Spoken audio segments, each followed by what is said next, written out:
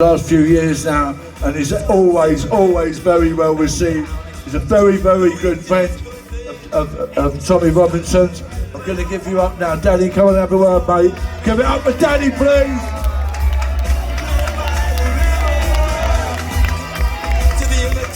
Thank you.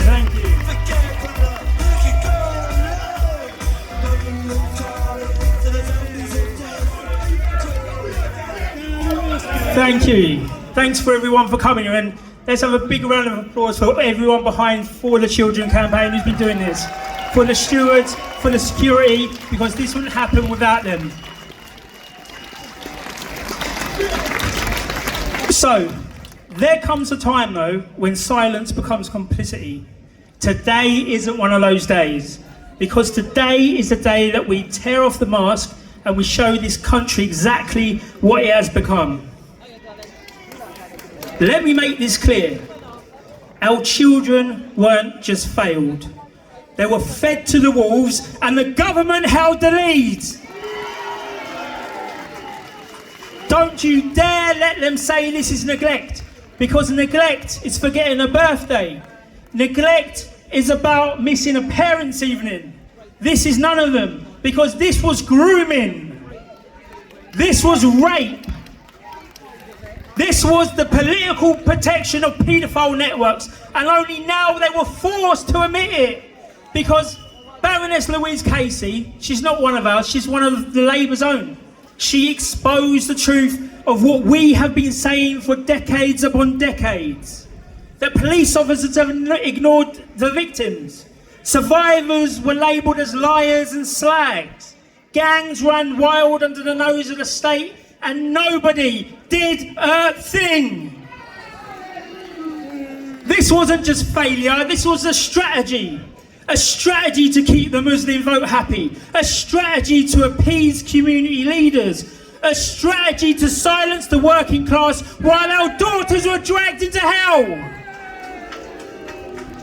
Where was Keir Starmer when the grooming gangs were being protected? He was the director of public prosecution after all, and he shut down the very first serious investigation. So no, like he claimed, he didn't stop it. He helped to bury it. He's a liar. And where were the Conservatives? They were too busy hosting iftars in Parliament and grovelling to hate preachers while our children were getting groomed. And what now? They're going to hand out medals and tell us that lessons have been learned? No, they haven't. So we are not talking anymore. We are going to be demanding justice. I have multiple demands over multiple places because I don't play policy games, and I'm here to draw a line in the sand. I demand a national criminal investigation into the political cover-ups of grooming gang, starting with Keir Starmer. I demand the prosecution of any MP, any police officer or social worker who facilitated abuse through silence. I demand grooming gang survivors receive state-funded trauma support, way above what they give the illegals and the asylum seekers. And I demand a public trials for the paedophile protection networks, televised, let the people see.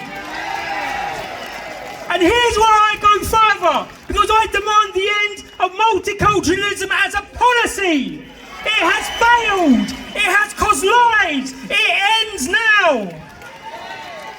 I demand remigration of anyone who refuses to adopt British principles. I don't care where they came from. If they treat our daughters like me and our country with disrespect, they can leave. I demand the end of Islamic supremacy in British public life. You want Sharia? Go to Saudi. Here we live under common law. Here our women and children come first. You see, what's going to happen now is the left and all the mainstream medias, they are going to incorrectly call this hate speech. So they want to play that game with me. Okay, good. I'm going to play it. Because yes, I hate evil. I hate paedophiles. I hate cowards who trade girls for votes. I hate lies disguised as tolerance. I hate the wolves in the suits. And I hate the silence in power. And if you don't hate these two, then you're part of the problem. So this will be a righteous hate. It's what built empires, and it's what defends the innocents. And to those over there watching in Parliament in Westminster, let me remind you this. You knew, and you let it happen anyway. And now the people know too.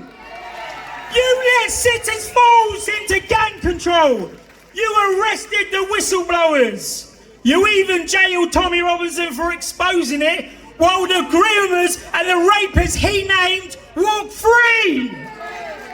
You let children bleed because their parents were the wrong kind of victim. And when they did come forward, you called them racist. You took away their voice. You destroyed any type of justice for them. And now they want to talk about healing. Okay, we will heal this country when the guilty are in prison and the people are back in charge. And God bless that one over there with the UKIP flag. That's who we need to get there. That's who's going to be doing it. And I will be standing for them. And I'm proud to be doing that.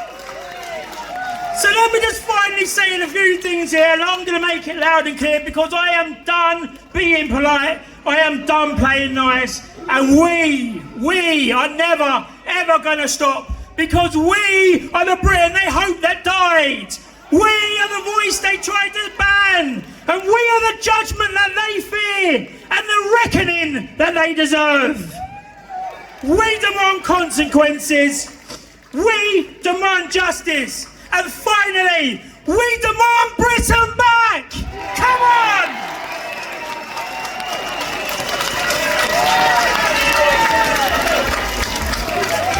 Ladies and gentlemen, give it up for Danny Roscoe!